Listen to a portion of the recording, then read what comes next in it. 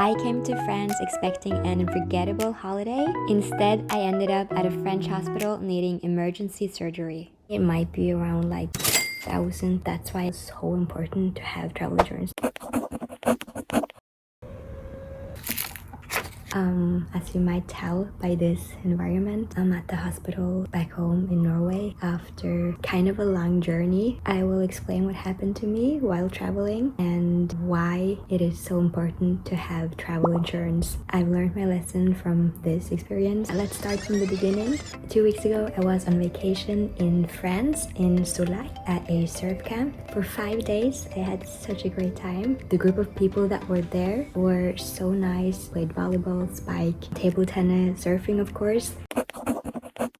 On day 5, something happened. We went to this surf skate pump track. I had full protection on, helmet, elbows, and knees. I was going up towards the hill. The skateboard, or like the surf skate, fell or like went away. I just remember my ankle just like hit the ground, and that's when I knew it was bad. I think I went in shock. Everything happened just so fast. I needed help, so I was like screaming. People were coming towards me. They were calling the ambulance, and my friend from Norway, she could join me on this ambulance to the hospital, which was amazing that I had her, the best support ever. So we went with the ambulance to like the nearest emergency hospital. So like it's like a very small place. Like there's not really anything happening there. It's like a very camping place. So the ambulance team was actually they were actually firefighters. We came to the emergency entrance. I just remember everything being very like in shock, like just things were happening around me, but I was not kind of there. They were asking about my pain, and I was like, it's very painful. So I got like 10 milligram of morphine. I did a x-ray which showed like on both sides of my ankle the 2 bones were fractured, and it was also not in the structure that it's meant to be. Got some local stuff so that I could sleep. The doctor took my ankle back in order. I got like a cast, and then they said that I needed an operation. They couldn't do it there because they're like a very small hospital, so I needed to go into the hospital in Bordeaux. Took the ambulance to the second hospital. By the way, the ambulance, the 2 people that drove me, they were like so cool. The banter between them, it seemed like they had like the best kind of teamwork.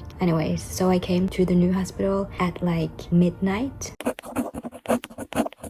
They immediately asked for my insurance papers before I could enter the hospital. I don't know if I even would be allowed in the hospital if I didn't have my insurance documents or could show that I could pay for it. And luckily, I always travel with travel insurance. That's something that my mom has taught me. I'm so super happy that I had prepared travel insurance. After I showed my insurance documentation and they said it was good, I got into my room where 2 very nice nurses welcomed me, did like the registration for a new patient. My foot was like so painful that night. That's the worst pain that I've ever had in my life. I got more paracetamol and 5 milligram more morphine. The next day, I got a urgent operation. Everything happened so fast. Originally, I had my flight ticket back home for the next day after the operation, but the surgeon said that's not possible. I have to wait at least 3 to 4 days until I can fly. My friend was so nice to stay with me in France, to keep me company and to also travel back home with me. It was kind of a lot to handle with the insurance company, like a lot of practicalities. All of that experience was quite like heavy mentally. You have to be quite like awake mentally to make sure that you get all of the things that you need for your recovery while also being super sick. So it's kind of like testing your strength. And I was talking a lot with my insurance company to get me home as quickly as possible for several reasons. One, I wanted to be back home in Norway where I could speak the language, because it was kind of an extra layer using Google Translate or like a poor English French after the operation. And I sent all of the x-rays. The doctor at my insurance company said that the treatment was failed. Evidently there's like different practices in the Nordic countries and in France, for example, maybe other countries as well in Europe. They do things kind of differently. The Nordic doctor wouldn't have done the operation like they did in France. So he was suggesting that when I come to Norway, we would take a new x-ray and evaluate as quickly as possible if I need another operation. And that's where I'm at right right now at the hospital in Norway.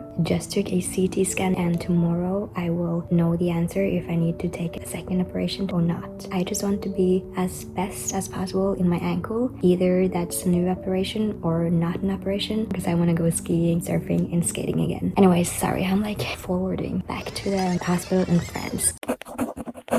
So after the operation, we stayed in France at the hospital for Saturday, Monday, Tuesday, Wednesday, and 7 nights. And these were like quite tough days. When I look back at it now, the first few days were kind of like just automatic. I needed help with a lot of stuff. I felt safe to be at the hospital. But by day 2 or 3, I felt like I really wanted to get home as soon as possible. Also, by the way, there was 33 degrees. I only had like a little fan and I was melting. I had to have like an ice bag on my head, but I am very grateful for the French healthcare. All of the people that I met were so nice. When you're like in a foreign country, you don't speak the language, just a friendly smile was really helpful for me, and it made me calm and not afraid. The 6th day, I got flight tickets from my insurance company to go back home to Norway. So when I came to the hospital in Norway, the insurance company was kind of done with their help, and now I was left in the Norwegian healthcare system.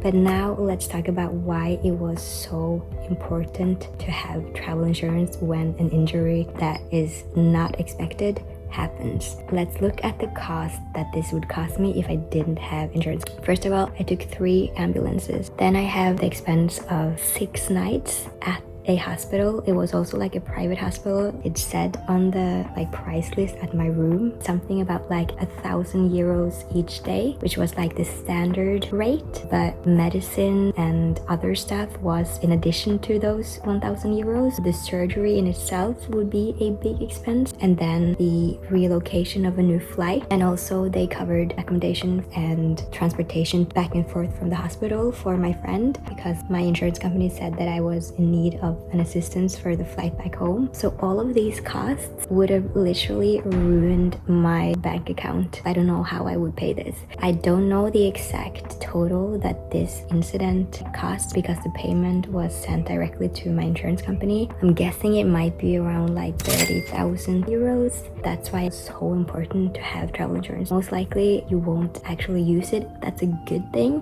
but when stuff like this happen, it's life-saving. Literally, that is my biggest tips from now on. It's like annoying money to pay because you hopefully don't need to use it, but it's the most valuable if you actually need it and something happens to you. This is an example of that.